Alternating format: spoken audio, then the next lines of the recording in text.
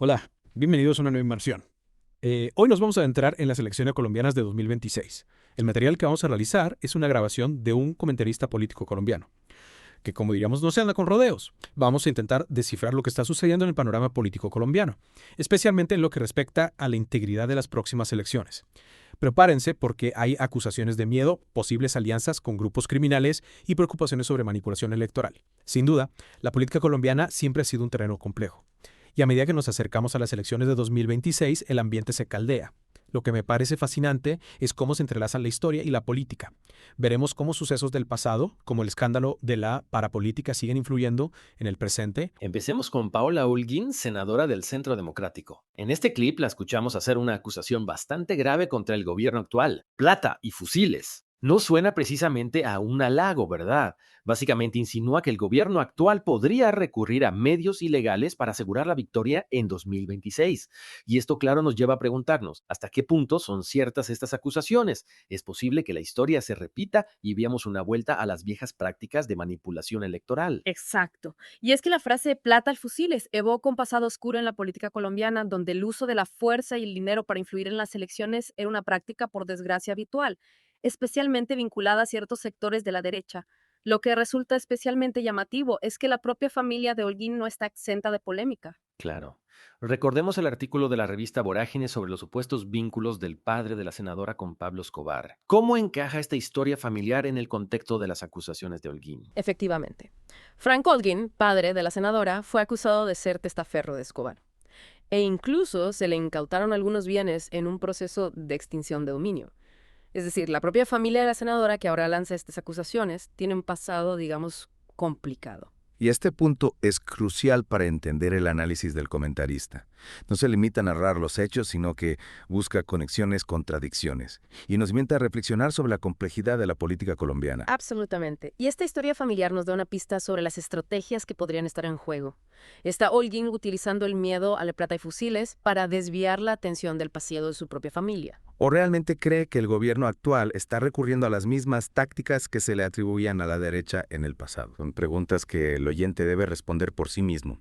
Pero lo cierto es que este caso ilustra a la perfección cómo el pasado y el presente se entrelazan en la política colombiana. Y cómo las acusaciones y los escándalos pueden utilizarse como armas arrojadizas en la lucha por el poder. Hablando de armas arrojadizas, pasemos a Álvaro Uribe, figura clave del Centro Democrático.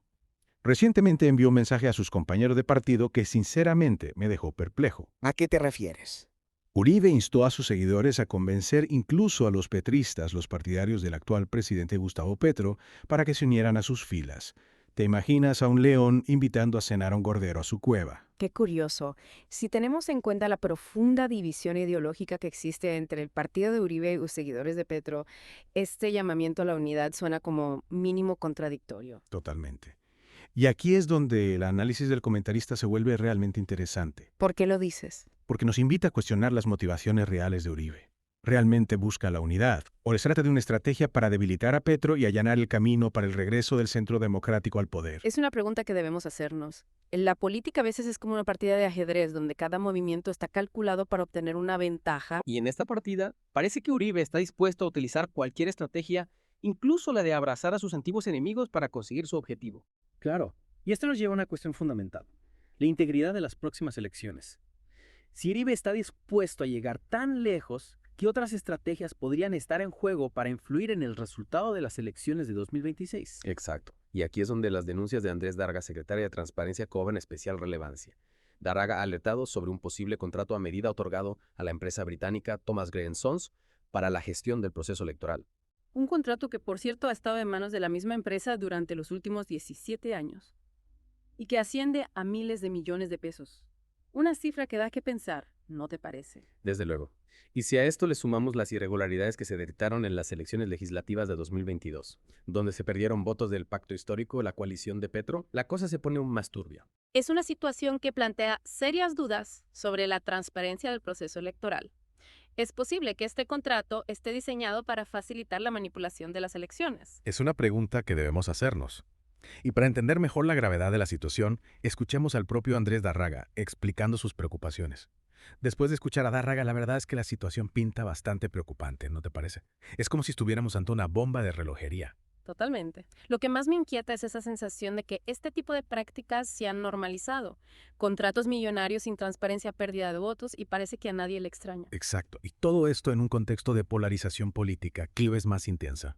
Figuras como Holguín y Uribe utilizando tácticas cuanto menos cuestionables. Es como si estuviéramos asistiendo a una partida de ajedrez donde las reglas se van modificando sobre la marcha en función de los intereses de los jugadores más poderosos. Y en esa partida los ciudadanos parecemos simples peones. Pero bueno, volviendo al análisis del comentarista, hay otro punto que me llamó la atención. Hablaba de la creciente influencia del Clan del Golfo en la política colombiana. ¿Te acuerdas del Clan del Golfo? Un grupo paramilitar con un pasado bastante oscuro. Por supuesto, el Clan del Golfo ha pasado de ser un grupo armado a una compleja red criminal con tentáculos en muchos sectores, incluyendo la política. Su influencia en las elecciones es una amenaza real a la democracia. El comentarista incluso sugiere que el Clan del Golfo pudo estar detrás del paro armado durante el gobierno de Iván Duque, pero no para apoyar a Petro como algunos insinuaron, sino para sus propios fines. Es una hipótesis interesante.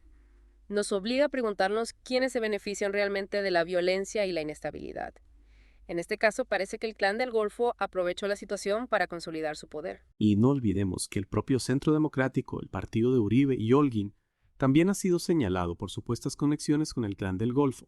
El comentarista menciona el caso de Don Berna, un ex jefe paramilitar que supuestamente financió al Centro Democrático para la construcción de carreteras en Antioquia. Es una acusación grave que ilustra la complejidad del conflicto colombiano. Las líneas entre la política, el crimen organizado y la violencia a menudo se difuminan. Ante este panorama tan turbio, ¿qué podemos hacer los ciudadanos para garantizar unas elecciones justas y transparentes en 2026? ¿Hay alguna esperanza? La clave está en la información, la participación ciudadana y la exigencia de responsabilidad a nuestros líderes. No podemos permitir que la corrupción, la violencia y la manipulación electoral se conviertan en la norma. Totalmente de acuerdo. Debemos estar vigilantes, informarnos, denunciar las irregularidades y exigir transparencia e integridad a nuestros políticos. Pero volviendo al análisis del comentarista, me sorprendió su crítica a la revista. Cambio, un medio que siempre se ha considerado bastante objetivo. Sí, Cambio ha usado de gran prestigio. Pero el comentarista critica su aparente giro hacia el apoyo a Germán Vargas Lleras, presentándolo como el salvador de Colombia y la única alternativa al petrismo. Exacto. Menciona un artículo en el que prácticamente se ensalza a Vargas Lleras, destacando su experiencia y preparación para la presidencia.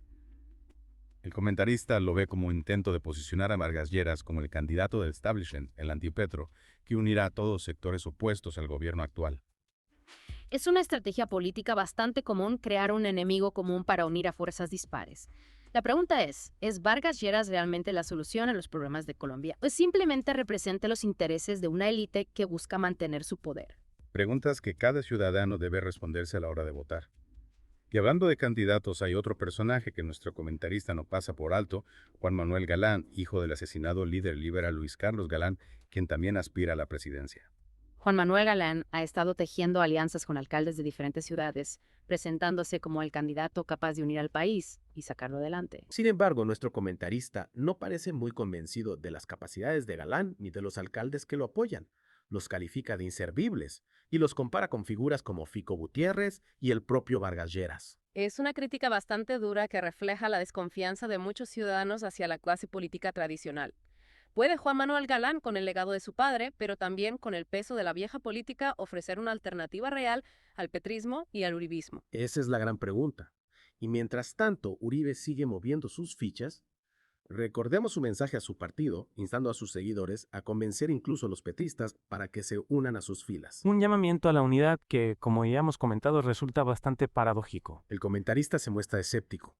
¿Crees que los petristas que mayoritariamente rechazan el uribismo se dejarán seducir por las palabras de Uribe? Es difícil de predecir. El uribismo ha perdido mucha credibilidad en los últimos años, especialmente entre los jóvenes y las clases populares. Las acusaciones de corrupción, la violencia paramilitar y las políticas neoliberales han dejado una profunda huella. Pero Uribe sigue siendo una figura poderosa. Y su llamado a la unidad, por contradictorio que parezca, no puede ser ignorado. Es un llamamiento que nos obliga a reflexionar sobre el futuro de Colombia. ¿Es posible la reconciliación entre sectores tan divididos? ¿O estamos condenados a repetir los errores del pasado atrapados en una espiral de polarización y violencia? Son preguntas que nos deberían hacer reflexionar a todos. Mientras nos acercamos a las elecciones de 2026, es fundamental recordar las palabras de Andrés Tárraga sobre la importancia de la transparencia y la lucha contra la corrupción. Su denuncia sobre el contrato de la registraduría con Thomas Gregg Sons es una señal de alarma que no podemos ignorar. Tienes toda la razón. Exigir a nuestras instituciones que actúen con transparencia e integridad es crucial para garantizar la limpieza del proceso electoral y proteger el derecho al voto de todos los colombianos. Si no lo hacemos, corremos el riesgo de que las elecciones se conviertan en un juego amañado, donde los intereses de unos pocos se impongan a la voluntad popular. Sería un golpe fatal para la democracia colombiana. Pero más allá de las denuncias y las sospechas, lo que realmente me preocupa es el tono del discurso político. Este lenguaje del miedo, las acusaciones sin fundamento, la polarización extrema, todo eso crea un clima de desconfianza y hostilidad que impide avanzar como sociedad. Es cierto, necesitamos un cambio de rumbo, un diálogo constructivo que nos permita abordar los problemas del país desde la razón y el respeto mutuo. Un diálogo que nos ayude a construir un futuro más justo, equitativo y pacífico para todos los colombianos. Y ese diálogo, esa búsqueda de soluciones comunes tienen que empezar por nosotros los ciudadanos. No podemos esperar a que los políticos nos den las respuestas. Tenemos que informarnos, participar, organizarnos y exigir que se respeten nuestros derechos. Debemos ser protagonistas de nuestro propio destino. Las elecciones de 2026 serán una oportunidad para demostrar nuestra madurez democrática, nuestra capacidad para elegir con responsabilidad y nuestra voluntad de construir un futuro mejor para todos. Un futuro donde la esperanza supere el miedo, donde la justicia prevalezca sobre la corrupción y donde la paz sea el camino que nos guíe. Exacto. Y para terminar nuestra inmersión de hoy, te dejo con una pregunta para reflexionar. ¿Cuál crees que es el papel que debemos jugar los ciudadanos para garantizar unas elecciones libres y justas en 2026? Esa es la pregunta clave y la respuesta está en manos de cada uno de nosotros.